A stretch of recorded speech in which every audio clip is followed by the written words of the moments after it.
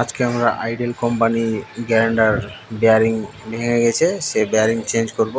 তো বেয়ারিং কিভাবে চেঞ্জ করব সেটা দেখাচ্ছি আপনাদেরকে। তো এই যে দেখছেন, আমি এটা হচ্ছে কার্বন, এই কার্বনগুলো খুলে রেখেছি। কার্বনগুলো অনেক ক্ষয় হয়ে গেছে। এই কার্বনগুলো চলবে অনেক, এখনও অনেক দিন চলবে। যাই হোক, সেটাতে এটা হচ্ছে আর্মেচার এখানকার বেয়ারিংটা ভেঙে গেছে, সেই বেয়ারিংটা পাল্টাতে হবে। এটা হচ্ছে ভাঙা বেয়ারিং, এটা ভাঙা বেয়ারিং কলারটা, এই বেয়ারিংটা চেঞ্জ করতে হবে। আর এখানে এই যে আর্মেচারের নাটটা আমি প্রথমে খুলে দিলাম, গিয়ারটা খুলে দিলাম। তারপর এটাতে এখন প্রথমে এই যে কভারটা, প্লাস্টিকের কভারটা দিয়ে দিতে হবে। কভারটা দেওয়ার পর বেয়ারিংটা ছিঁড়ছি আমি। এই যে বেয়ারিংটা, এই বেয়ারিংটার সাইজ হচ্ছে 608 নাম্বার বেয়ারিং। তো এই বেয়ারিংটা এইভাবে ফিটিং করে দিতে হবে, ফিট করে দিয়ে কিছু দিয়ে ঠুকে দিতে হবে। তো আমাদের কাছে, আমি বাড়িতে বসে বসে করছি, সেরকম কিছু নেই। তো কিছু জোগাড় দিয়ে এটা ঠুকতে হবে, তো কিছু জোগাড় দিয়ে এটা ঠুকে দিতে হবে। তো আমার কাছে সেরকম কুলার নেই যে এটাতে বসাবো বেয়ারিংটা। তো আমি একটা রড খুঁজতেছি, যে একটা রড খুঁজে পেলাম। এই রডটা দিয়ে বেয়ারিংটা ঠুকে দিতে হবে। এই বেয়ারিংটা এইভাবে আস্তে আস্তে করে ঠুকে ভালো করে বসাই দিতে হবে। এটা ভালো করে বসাই দিলে আমাদের কাজ এদিকে কমপ্লিট। এই যে ঠুকে দিয়েছি, ভালো করে বসে গেছে। এটা দেখে নিতে হবে ভালো করে বসলো কি না, ভালো করে বসলো কি না এটা ভালো করে চেক করে নিতে হবে। চেক করার পরে তারপরে ভালো করে দেখে নিতে হবে এটা ঠিকঠাক আছে কি না। তো আমরা ঠিক করে দিয়েছি এটা। এখন নিচের কভারটা যেটা হয় সেটা দিয়ে দেবো।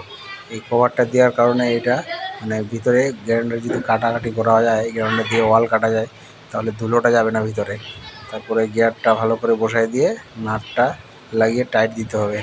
ভালো করে টাইট দিয়ে চেক করে নেবো আমরা ঠিকঠাকভাবে বসছে কি না। চলো ঠিকঠাক, এবার গ্রাইন্ডারের ভিতরে এটাকে আমরা ভালো করে লাগিয়ে নেব। ঠিকঠাকভাবে দেখে নেব যে বেয়ারিংটা বসছে কি না। নিচের দিকে একটা বেয়ারিং আছে, সেই বেয়ারিংটা ভালোভাবে বসেছে কি না সেটাও দেখে নেব ভালোভাবে।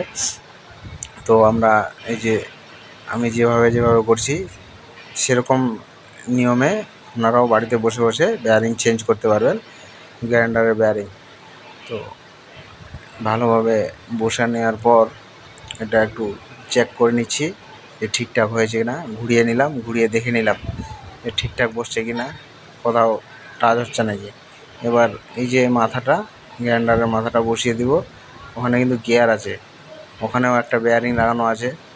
তো এটাও, ওই বেয়ারিংটা ভাঙে কম অবশ্যই, যেটা বেয়ারিং ওঠা আছে হর্নকারটার নিচের দিকে একটা বেয়ারিং আছে, ওটা বেয়ারিং, এই দুটো বেয়ারিং কম ভাঙে। সবথেকে বেশি যে বেয়ারিংটা চেঞ্জ করলাম সেটাই ভাঙে বেশি। সেই বেয়ারিংটাতে ধুলোটা একটু বেশি পড়ে, তো প্রেশারটা লোডও বেশি পড়ে ওই বেয়ারিংয়ে, ওই জন্য ভাঙে বেশি বেয়ারিংটা। তো আমরা এখন নাটগুলো ভালো করে কষে নিয়ে যাবো। নাটগুলো কষে নেওয়ার পর ভালো করে দেখে নেব নাটগুলো ঠিকঠাকভাবে বসেছে কি না, ঠিক জায়গায় সেন্টারভাবে মিলিয়ে নিতে হবে। তো আমি অনেক দিন ধরে দেখছি যে মেশিনটা একটু সমস্যা আছে। তো আমি বলি চলো কতদিন চলে। তো কাজ করতে করতে হঠাৎ করে বেয়ারিংটা ভেঙে গেছে, মেশিন আর চলে না। যাই হোক, বেয়ারিংটা কিনে নিয়ে আসলাম। বেয়ারিং সস্তায় কিনতে পাওয়া যায়, আর যদি এই নিয়ে যাও মিস্ত্রির কাছে তো ওরা লাগানোর চার্জ নেবে এক্সট্রা। আর বাড়িতে যদি লাগাও তো বাড়িতে লাগালে সেটা চার্জ দিতে হবে না। এই যে সাইডে যে এটা কার্বনগুলো বসিয়ে নেওয়ার পর এটা পিছনের কভারটা ভালোভাবে দেখে সেটিং করে নিতে হবে। সেটিংটা হয়েছে কি না ভালোভাবে দেখে নিতে হবে। বাস, সেটিং আমাদের প্রায় কমপ্লিট হয়ে গেছে প্রায়। তো আমরা এবার চালিয়ে দেখব মেশিনটাকে কেমন চলে কি না, ঠিকঠাক হলো কি না। চলো আমরা দেখে নিই মেশিনটা কীভাবে ঠিকঠাক কাজ হলো কি না।